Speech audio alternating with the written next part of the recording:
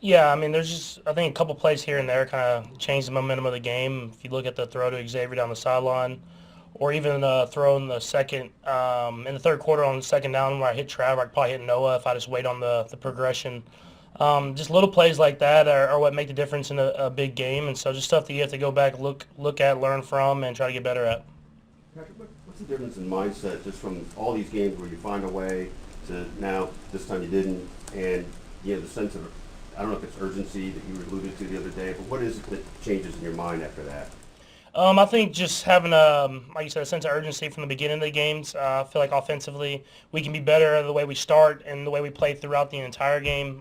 Because you can tell whenever a lot of times in the fourth quarter when we need a score, we go right down the field and score. And so if we can play the entire football game like that, it won't put us in these situations where in one-score games at the very end. Do you think it's easier to get everybody's attention when there's a consequence with a loss? I mean, yeah, we have a lot of veterans, so that they know what we need to do. But obviously, a loss kind of heightens everybody's attention to detail. I think that'd be the biggest thing. But at the same time, we know it's a long season. You lose a football game here and there, but you try to learn from that and try to be better the next week. Patrick, Noah Gray has one of the highest catch percentages in the league. And when you throw it to him, it's almost always a completion. What is it about him that allows for that? Yeah, he does everything the right way, and he's learned a ton from Trav, and so he knows how to kind of work within the rules of the offense and get himself open. And he's just a guy that's going to be in the right spot. So as a quarterback, if you're going to give him the football, he's going to make the play happen. And so he's not going to talk a lot. He's going to come to work, do his job. But at the same time, those are the guys you want on your team because you know that he's going to do whatever it takes to win. Pop doesn't seem to be the type of player who eases back into things. What are your expectations for Pacheco when he comes back? Yeah, I mean, I think you said it. I think it's gonna be us trying to hold him back because he's a guy that wants to be out there as much as possible and he wants to play. But same time, he wants to win and he knows the long-term goal that we have. And our goal is to get him back as quickly as possible, but at the best time for him and his body, so that we can have him for the long haul. And so whenever that is, I know he'll be ready and he'll be that Energizer bunny that everybody loves to see. You obviously developed a relationship with Beach, brings in a receiver, Thornton, to the practice squad. What do you like about his potential? Yeah, I mean, obviously, in season, haven't watched a ton of film on him, but just from the highlights that I have seen, I mean, a ton of big playability. Someone that is a big frame. I didn't realize how tall he was until he got in the building. I'm excited to see him on the practice field working, and I'm sure guys like Carson and them will give him chances downfield, and we'll get to see that speed. And so a lot of talent, a lot of ability, and I think it'd be good to get him worked in within the offense and see what he can do. When you guys have your script to start a game, and then you said like first drive, you had the interception. When you get back, now you're down 6-0. You go right back to the script. You have to make adjustments. And does it kind of just mess up the plan you guys had? Not necessarily. I mean, interceptions are always kind of bump in the road because you don't want to have those. But at the same time, I think Coach Reid does a good job of going back to it, going back to the way we want to go about a game. I mean, obviously with them scoring from the interception, you have to try to find ways to get back in the end zone and keep the game close, keep it tied, or whatever that is. And so I don't think it does much. I mean, I know for me, it's just you keep firing. I mean, you don't want to throw interceptions, but at the end of the day, once they happen, there's nothing you can do about it. You just learn from it and try to be better the next time. Coach mentioned a couple of weeks ago, I think it was the Monday night game, it was only 3 rushes for Kareem in the first half, and kind of got back to it in the third quarter, and maybe didn't run as much as you guys maybe would have liked this time around. Mm-hmm. When you're in the middle of the game, I mean, are you thinking about how many times we've run it and passed it and all that kind of stuff when you guys are on the headsets and talking on the pads over there on the sideline, or just how does that kind of work during the game? Yeah, I mean, for sure. I mean, just obviously we didn't run a ton of plays this last game. So with the interception kind of stalling out that drive quickly and then kind of how the flow of the game was, we probably threw the ball more than we might have wanted to from the beginning of the game. I thought Coach did a good job of getting the run game back going as the game went on, which opened up other things as well. And I think more than anything, just having with the offensive line that we have and those 3 guys in the middle, running downhill is hard for defenses to account for. And so if we can run the ball downhill, it opens up everything else. And I think Kareem and all those guys do a great job of doing that. So you got to have to play the flow of the game. You talk about it on the sideline, but I mean, all of us have full belief on whatever coach calls, we're going to go out there and execute. What are your early thoughts here on Carolina and the challenge that they present? Yeah, I mean, first off, great defensive coordinator. I played against him when he was in Denver. Very smart, very intelligent, and he kind of gets his guys in the right position. And they have a lot of talented players. I think you've seen that these last few weeks is that they play hard, and they're playing better football as the season goes on. And so it'll be a great challenge for us going there to play them. They're coming off 2 wins and a bye, so they're going to be hungry. And so it'll be a great opportunity for us to go out there and try to find a way to get a win. Fine. Just with Xavier, Andy referred to this a little bit, and you have too, just little things on each of the deep connections that are so close to happening. In your mind, what are the commonalities, or what are the things that are just so close that you should be able to get through? Yeah, I mean, I think you've seen as the season's gone on that he's playing faster. He has more confidence. It's about me being on the same page as him. And I mean, I can sit here and we can practice it all we want, but until we start doing it in the game, there's nothing much more that I can really say about it. But I'm excited for it. I believe it's going to start happening. And once it starts happening, the offense is going to really take off. And do you agree with, is that the right thing, that each play has been just a little bit different? Yeah, they're all different type of plays. Some of them he's the first read, some of them it's kind of an alert type read. But I think more than anything, when you look at the film, you see him getting open, you see him utilizing his speed, and then now it's about me making the throws where he can score touchdowns. And we score those touchdowns, like I said, it changes the entire ball game. We'll go last three: Nick, Nate, and Steve. Go ahead, Nick.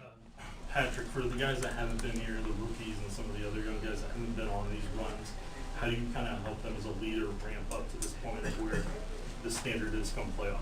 Yeah, no, this is kind of the point where you have to start taking off. You have to start kind of building. I mean, you want to do it all season long, but it's a long season, and as we kind of get to this back stretch, you want to be playing your best football going into the playoffs. And so as you get close to Thanksgiving and everything like that, you want to start showing progression and stuff that we've worked on throughout the year.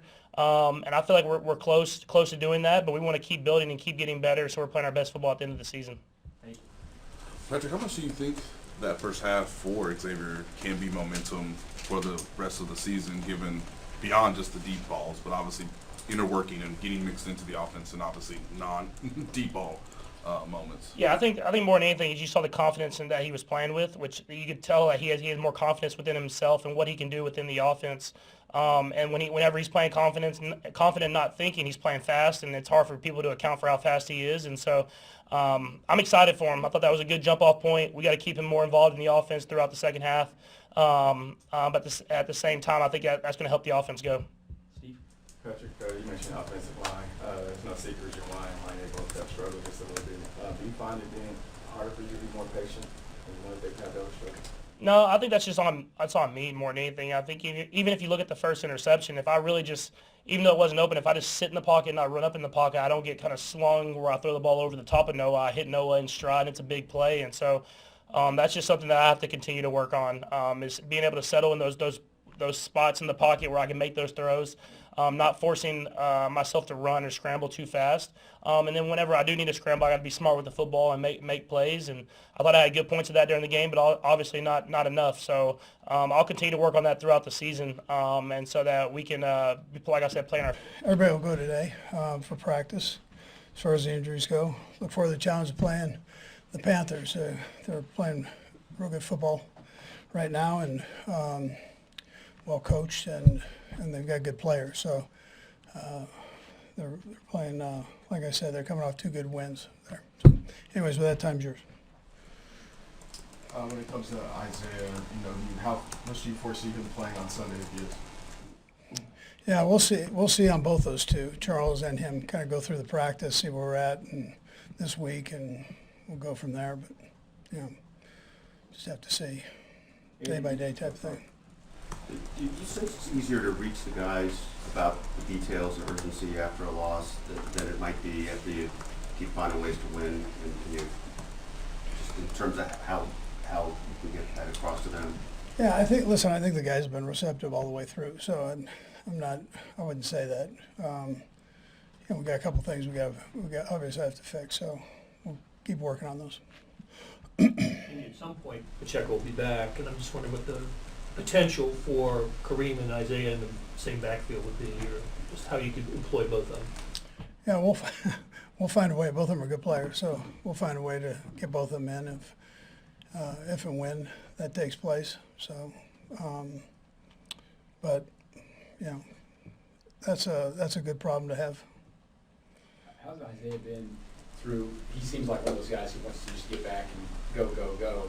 You guys had to kind of keep him back a little bit for his own good, maybe. And how excited would he be if he got Yeah, I mean, listen, he's a spark plug now emotionally. He's something that way, and he's worked his tail off to get to the point that he's at now. And so, we've got to keep an eye on him that way. He would have played 3 weeks ago, if he had his choice. But that's sometimes how it goes. I appreciate that mentality. That's what's helped him, like I said, get to this point. I don't imagine either of those two guys did much in practice last week, but how did they look to you with what they did? Yeah, both of them took all the scout team reps, so they did a nice job, and I thought I got some productive work. Do you think he stand out to you defensively about the Panthers as you guys get ready for them? I know they struggled winning some games this year, but they must have some good things about them too. Yeah, so offensively, they obviously have a good running back and a good quarterback. He's playing good football right now. Wide receiver, 17 is a heck of a player, and they've got a very good offensive line. So they're moving the football the last couple games, and then very well. And then defensively, it starts with their front. They've got a good defensive front. Their linebackers fly around. We know one of them from Denver, Jewel. So he knows that defense, and he's the one that's kind of heading things up there from that standpoint. And then their secondary, they got 2 good corners and 2 good safeties. They just got 20 back, so they have a lot of trust in him, and he's a good football player. Andy, I know we've asked you before about the deep passes to Worthy. I just wonder, from your standpoint, before the ball is ever released on those plays, is there anything you're noticing about Patrick's footwork or some of the offensive line, the way the pocket is, that is maybe somewhat inconsistent that can lead to those listen, yeah, there are things, little things here and there. It could be him. It could be not being able to see it, just where the way the defense is playing it, whether it's possible pressure, situation there. So it's been a variety of things, but it will happen. It'll click here. And he sure had a nice game, though. He was positive in that last game. Andy, you mentioned some of the younger guys was a learning experience for them on Sunday, and then obviously on Monday reiterated that. But after you've reviewed film with those young guys, what are the lessons learned, and how much are they willing to get back into it and learn some lessons from the tape?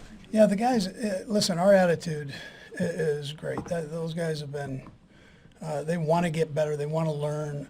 It's always been that way. So since they've been here. And that game, good football team, gives you that experience. So you take and you learn from it and you move on. I mean, I'm not going to go, I can't go through everything there, but as far as that, but they're receptive to it, and the best part is they'll go try it.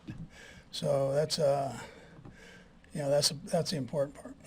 Wondering just the concept of, so the Bills play a little bit more man, have moderate success. Now, how much does that factor into game planning, just considering teams like to copy each other, or is it more so you just focus on what the Panthers are doing and deal with it that way, or is it kind of a combination of all those things? Probably a combination, but we've we're trying to focus in on them. That's where it's happening, and they're improving as they go along. They're coming off a bye week, so they're going to be fresh and ready to go. And so we've tried to hone in. They've got good coordinators there, and so the schemes are sound, and you got to make sure you spend the time exhausting yourself on that, and then the techniques and fundamentals of their players. So you're right there. Andy, where would you say Hollywood Brown is potentially his opportunity to return this year? Making very good progress. I can't tell you a time when he'll be back, but he's another one that is excited to get back out here and get going. So I appreciate the way he's approached this whole thing. Coach, I know like last week you coached against Sean. You've known him for a long, long time. New coach this week. It's his rookie year. Do you know anything about him? You've better been around him, or how do you kind of get a feel for what someone's Yeah. program's all about. Yeah, I don't really know him, but I know where he's come from. I've had a chance to meet him and talk to him and that at the owner meetings. Sharp guy. I think he's doing a heck of a job down there. You know, looks like the guys believe in what he's saying, so they're playing hard.